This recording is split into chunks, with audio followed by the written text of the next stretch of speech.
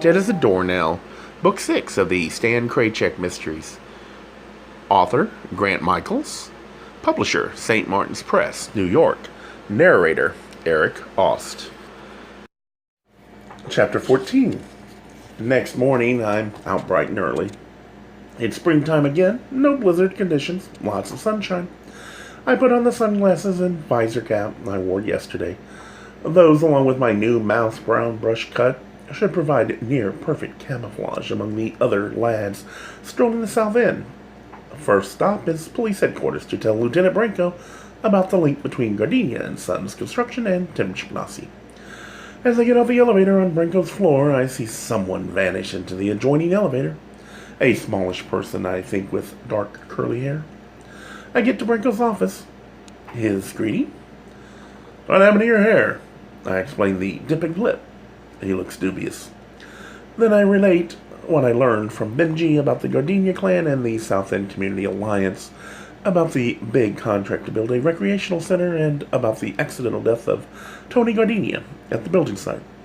I explained to Branco how big shots like the Gardenias know how to get revenge when one of their own is killed, even if it was an accident. So it's very possible that they killed Tim Chignassi. Branco takes it all in without any reaction. At the very least, he should be defending his Italian heritage.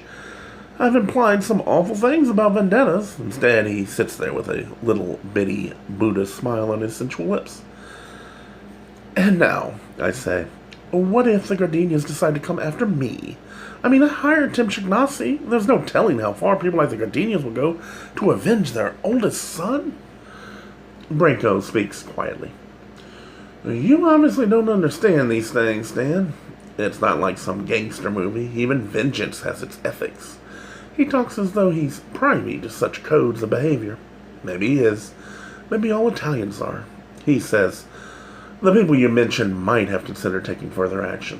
Legal action against young Chignassi, but only if they were absolutely certain he was responsible for their son's death.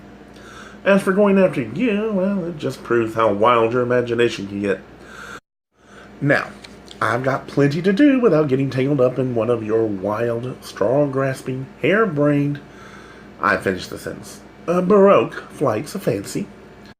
Branco grunts. "Back here on Earth," he says, "we have to look at things more simply. But you admit that Tim Chignassi's death wasn't an accident, right?" "I don't admit anything," says Branco. "But this business with the Gardenias is a solid lead." Branco heaves a sigh. "What's the source of your information?" I give him Benji's name and work number. Branco says, "He works for the Examiner." "Yes," I say. Branco grunts. I remind myself to call Benji and warn him of Branco's call. As he writes it all down, he says, "If I can find the resources, maybe I'll get someone on it. Right now, I want to get that photographer in here." "Thorne Hightower?" "That's right," says Branco. "You like the guy's work?" "I noticed it," I say. "Turns out he has a record, convicted, and served time for drug dealing. So much for your innocent artist theory." "Hey, I said he was a good photographer. I never said he was innocent." Branco says, "If things go the way I expect, we should have a wrap on this case today." "You think it's Thorne?"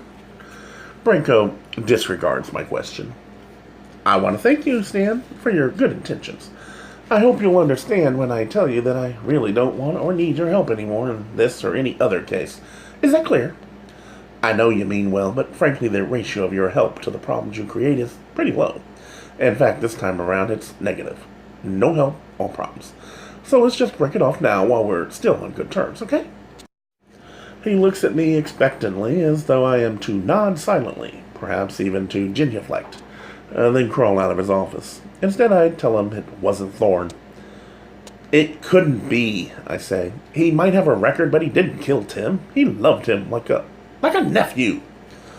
"I don't want to get into it, Stan. You don't have anything against Thorne except his record." The ends of Branco's mouth curl into that know-it-all smile. "We have a lot more on the guy than that," he says. "Now, as far as you're concerned, I think maybe it's time for a vacation. You ought to leave town until we clear this whole matter up. You said you might close the case today." "We might," says Branco. "Are you worried that the Gardenias might come after me? Is that really why you want me out of town?" You can tell me, Lieutenant. I can handle the truth. I'm stronger than you think. He laughs briefly. It's a good thing you're really not in any danger. Last night you thought I was. Last night we didn't have a suspect. Look, why don't you go somewhere nice and warm, relax, forget all about this business. Work like this isn't for people like you, Stan. Your talents are better utilized.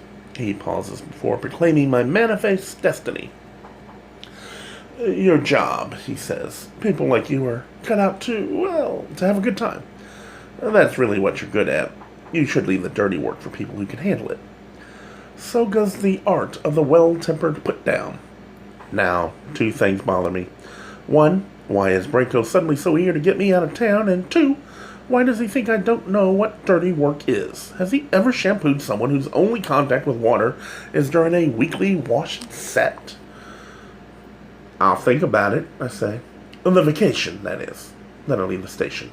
Outside headquarters, the late morning sun is still shining brightly. Looks like the weather is going to try for springtime again. I head towards the south end. A Gay Mysteries audiobooks. I think it is easy to hate a label, but a face humanizes the word. So this effort is twofold. To offer comfort to those like myself that your world didn't end because you don't fit into the view of acceptable society on both sides. And in hopes of helping those with family that are LGBTQ, that it doesn't mean we are aliens from the child they once knew. Reassure them so they can maybe be supportive at the same time, being true to their values.